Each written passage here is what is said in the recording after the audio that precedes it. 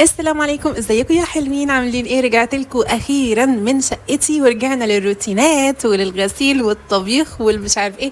الحاجات دي وحشاني قوي بجد. انتوا متخيلين انا غبت حوالي شهرين عن الشقه؟ مش شهرين بالظبط يعني، بس وانا رجعت وبعدين سافرت الساحل وبعدين كل مره يطلع حوار. بس الحمد لله اخيرا رجعنا للحياه الروتينيه الهاديه اللطيفه. ويعني انا مش متخيله بجد ان انا بقول لكم ان انا وحشتني الشقه. يعني فاهم، وحشني شغل البيت وحشني الطبيخ. فيعني نصيحه مني، افصلوا كل فتره كده وغيروا جو، وفعلا فعلا هترجعوا نفسيتكم احسن. طبعا مستر اولي اكيد وحشكم، وانا كمان وحشني قوي بجد. يعني عايز اقول لكم انا سبته يجي 40 يوم لما كنت عند اهلي، والحمد لله ان جوزي كان مهتم بيه، بس هو كان وحشني جدا الصراحه.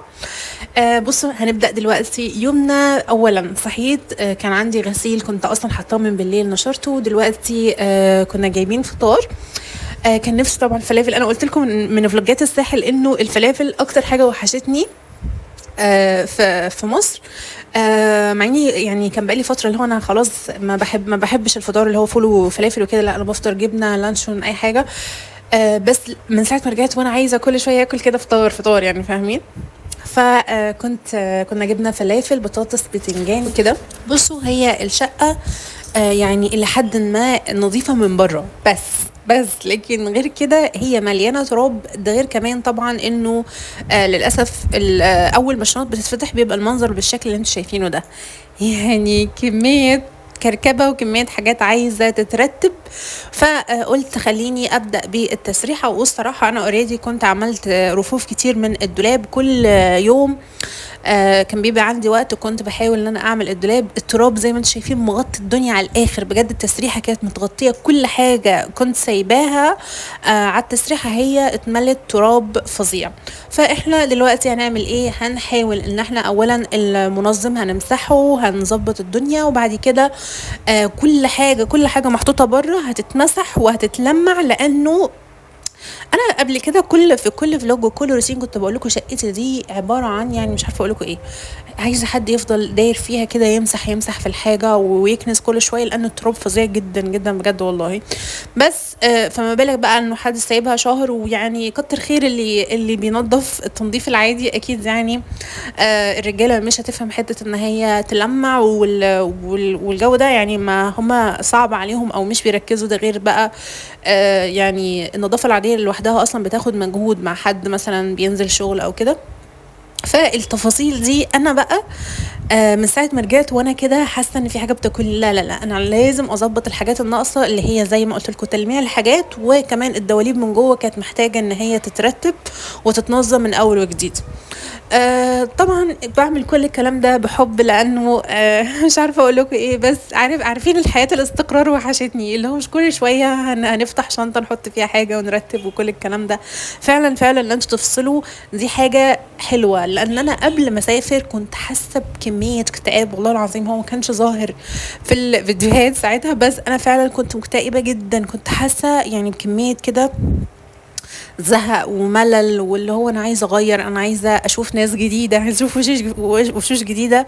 فسفريه الاهلي دي بجد غيرت مزاجي، يعني غيرت مودي جامد. لدرجه ان انا رجعت زعلانه الاول بصراحه. يعني رجعت في البدايه قوي زعلانه، وانه ليه اهلي مش جنبي، وليه يعني مش كلنا كده في بلد واحده. بس بعد كده خلاص ابتديت ان انا اتأقلم، ان دي سنة الحياة. يعني كده الواحد ما فيش حد بيختار، يعني بياخد كل حاجة. فالحمد لله بس ان هم بخير وان هم صحتهم كويسة، ودي بالدنيا وما فيها. ونصيحة مني دايما كده، حاولوا ان انتوا تستشعروا النعم اللي انتوا موجودين فيها، حتى لو انتوا خلاص يعني ألفتوا النعمة دي وما بقيتوش تحسوا بيها. لا فعلا وجود الاهل في مكان يعني قريبين منكم، بالذات لو انتوا عندكم اطفال، نعمة كبيرة. بصوا كده معايا، بصوا اشتريت ايه للتسريحة. اشتريت الصينية دي، مش عارفة هي صينية ولا اسمها ايه، بس الناس كتير جابتها. انا اخر واحدة تقريبا جبتها، بس حسيت ان هي شكلها هيكون شيك قوي ان انا احط عليها السكين كير والبرفيومز والحاجات دي وتبقى كلها في حتة واحدة. انا الصراحة من انصار انه التسريحة ما يبقاش عليها حاجات كتير، ولكن للأسف يعني انا مضطرة، ما عنديش مساحة كافية، بلس انه بحب الحاجة تبقى قدامي، بيبقى ده اسهل بكتير. بس والله بجد فرق ان انت تحطوا السكين كير كله مثلا في مكان واحد. فعلا فعلا بيفرق، بدل ما حتى في المنظم يعني رغم ان هو موجود قدامي بس بفضل الف عشان اطلع كل حاجه لوحدها، لا كده سكين كير بتاعي كله مع بعضه. بحط كل حاجه كده ورا بعضها، وكمان طبعا السان سكرين والحاجات دي برضو مهم ان انا احطها قدامي عشان هي اكتر حاجه بتستخدم الايام دي. فلا هي فعلا حلوة يعني.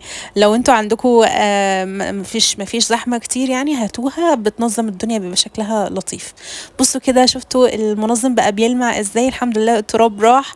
والمنظم ده عايز اقول لكم شايل لي كل حاجة حرفيا. دلوقتي دخلت على الكنبة، وكانت لقيت ان الخداديات والكفر بتاع الكنبة كان برضو محتاج ان هو يتغسل، فغسلته وبعدين لبست الخداديات وبقت شكلها بالمنظر ده. ولو وصلتوا معايا لحد هنا حاولوا تعملوا لايك وسبسكرايب لو مش عاملينه، وفعلوا زر الجرس وكمان كومنتات، لانه فعلا القناة عايز اقول لكم ميتة خالص بسبب الانقطاع اللي انا انقطعته لما كنت مسافرة. فللأسف اليوتيوب بطل ان هو ينشر الفيديوهات بتاعتي، او بطل ان هو يطلعها في المقترحات لناس تانية، فللأسف المشاهدات قلت كتير جدا. حاولوا ان انتوا تشجعوني عشان انا فعلا متحمسة ان انا ارجع لكم بقوة واعمل لكم روتينات وحاجات اللي انتوا بتحبوها، ولكن فعلا المشاهدات هي محبطة جدا الفترة دي بصراحة جدا. بس يعني لعله خير. انا كده كده يعني موضوع نشر الفيديوهات بالنسبه لي هو دلوقتي بقى يعني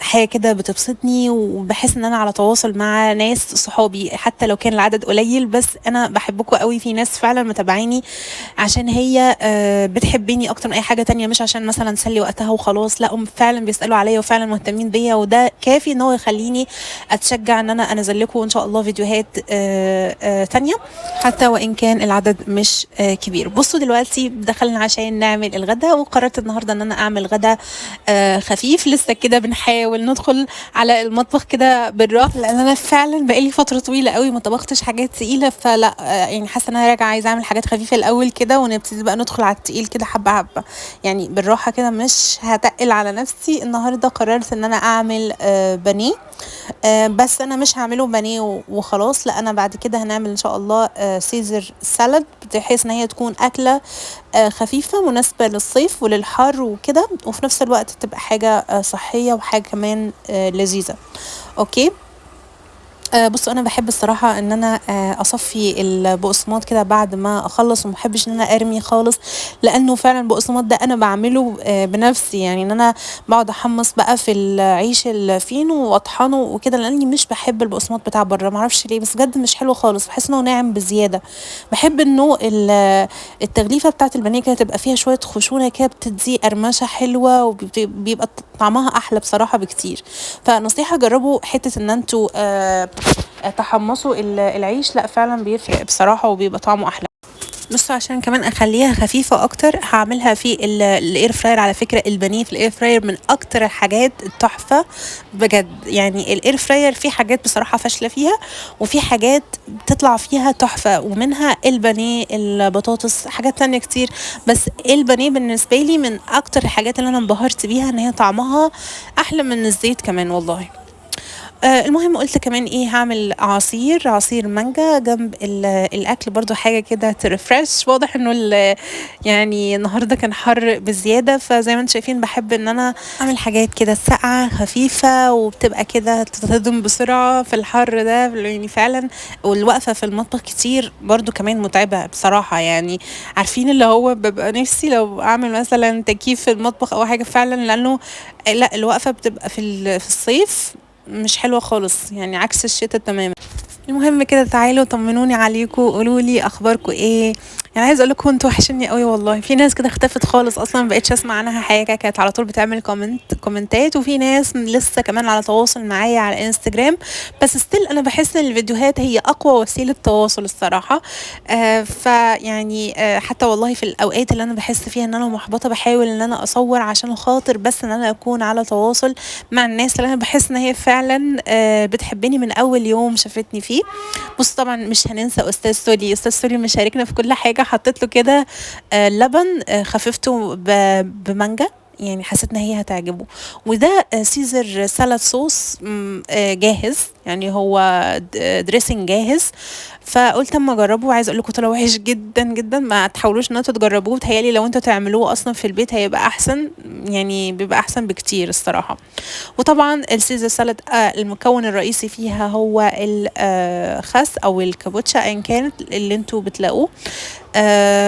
بس يعني عايزه اقول لكم اكله مفيش اسهل منها ومفيش الطف منها، بس يعني الدريسنج بس هو الحاجه الوحيده اللي انا حسيت ان انا حسيت ان هو احبطني شويه. انا كنت شاريه على اساس ان هو يوفر لي وقت وكده، بس انا حسيت ان هو شويه احبطني، يعني كان ممكن لو عملتوه في البيت هيبقى احلى من وجهه نظري يعني. بصوا الاطباق البيضه دي عايز اقول لكم شارياها جديده برضو، يعني انا جايبه شويه حاجات جديده كده، عايزه كل مره ابقى اوريكم حاجه، يعني منها الصينيه بتاعه التسريحه والاطباق اللي هي بتاعه الاكل دي. حسيت ان انا عايزه اغير، يعني كل فتره بجيب مثلا طبقين جداد كنوع من انواع التغيير، مش طقم كامل بقى وتكاليف وكده، لا حاجه بسيطه، يعني حاجه بسيطه بس ان انا اجدد بيها مش اكتر. عايزه اقول لكم يا جماعه ان انا ان شاء الله عندي يعني واخده كده شويه قرارات جديده في حياتي يعني عموما، عايزه ان انا اشارككم بيها بس مش دلوقتي، يعني ساعه لما ابتدي ان شاء الله التنفيذ الفعلي هشارككم ان شاء الله شويه قرارات ممكن ان هي تشجعكم وممكن تخليكم ان شاء الله تتحمسوا معايا ان انتوا تغيروا من حياتكم. فباذن الله استنوني، يعني ان شاء الله كده ربنا يسهل والدنيا تمشي على خير، ونحاول ان احنا نشجع بعض اكتر. المهم خلاص كده الاكل جاهز زي ما انتم شايفين، هنقعد كده ايه ناكل على رواق ونتفرج على ستاند اب كوميدي. وكمان كنت عايزه اوريكم علبه حلاوه الموسم اللي كانت جايه لجوزي من الشغل، كانت تحفه الصراحه. من الحاجات اللي انا بحبها في حلاوه الموسم هي المكسرات اللي هي السودانيه، معرفش بيسموها ايه، بس اللي هو اللي بتبقى بالسوداني ده طبعا بالبندق، وفي كمان باللوز، كان تحفه تحفه تحفه. ده من سدره ولا سيدرا مش عارفه بنطقها ازاي. وبس كده وكده الفيديو بتاعنا النهارده هيكون خلص، استنوني فيديوهات تانية كتير حلوه باذن الله الفتره الجايه.